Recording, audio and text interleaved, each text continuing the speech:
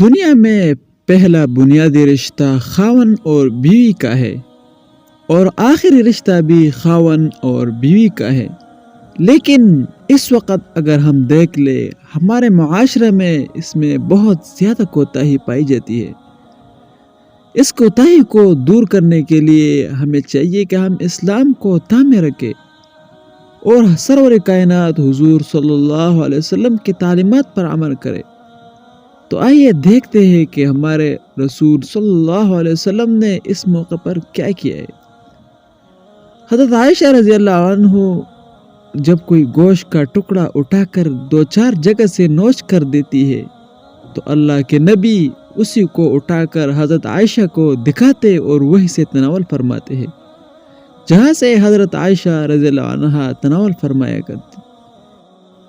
اسی طرح حضرت عائشہ رضی اللہ عنہ جب گلاس اٹھاتی ہے تو حضور صلی اللہ علیہ وسلم وہی گلاس اٹھا کر وہی جگہ سے پانی پی لیتے تھے جہاں سے حضرت عائشہ رضی اللہ عنہ ہونٹ لگاتے تھے۔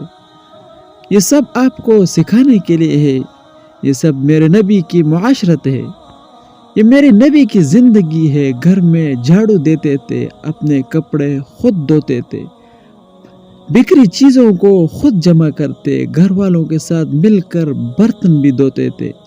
یہ میرے نبی کی خوبصورت زندگی ہے۔ ہم بھلا چکے ہیں، ہم بہت دور ہو چکے ہیں۔ بیوی کے لیے خاوند کو سب سے بڑا حقدار ٹھہرایا گیا ہے اسلام میں۔ بعض بیویاں ایسی بھی نادانی کرتی ہے کہ شادی کے بعد بھی اپنے ماں باپ کی آنکھ کو دیکھ کر چلتی ہے۔ شادی کے بعد سب سے بڑا حق خاوند کا ہے۔ ماں باپ پیچھے چلے جاتے ہیں، بہن بھائی پیچھے چلے جاتے ہیں، لیکن یہ نادانیاں بھی دیکھنے کو ملتی ہے کہ شادی کے بعد بھی ماں باپ اپنے بچوں کو اپنے قابو میں رکھنے کی ترکیبیں سوچتے ہیں تو وہ بھی اپنے بچے کا گھر برباد کر دیتے ہیں۔ میرے نبی سے پوچھا گیا کہ عورت پر سب سے پہلے حق کس کا ہے تو آپ نے فرمایا اس کے خاوند کا ہے۔ ایک خاتون آئی کہ میری شادی ہو رہی ہے، میرے اوپر میرے خاوند کا کیا حق ہے؟ تو آپ صلی اللہ علیہ وسلم نے فرمایا تیرے خاوند کے جسم پر پیپ سے بھرے زخم ہو اور تو اپنے زبان سے چاٹ کر زخم صاف کرے تو اپنے خاوند کا حق ادا نہیں کر سکے گا۔ سب سے بہترین مسلمان وہ ہے جو بیوی سے اچھا سلوک کرتا ہے۔ اور اسی طرح حضرت عائشہ رضی اللہ عنہ سے حضور صلی اللہ علیہ وسلم نے دوڑ کا بھی مقابلہ کیا ہے۔ ایک غزوے پر حضور صلی اللہ علیہ وسلم جا رہے تھے، حضور نے صحابہ کرام سے عرض کیا کہ آپ ذرا آگے نکل جائیے۔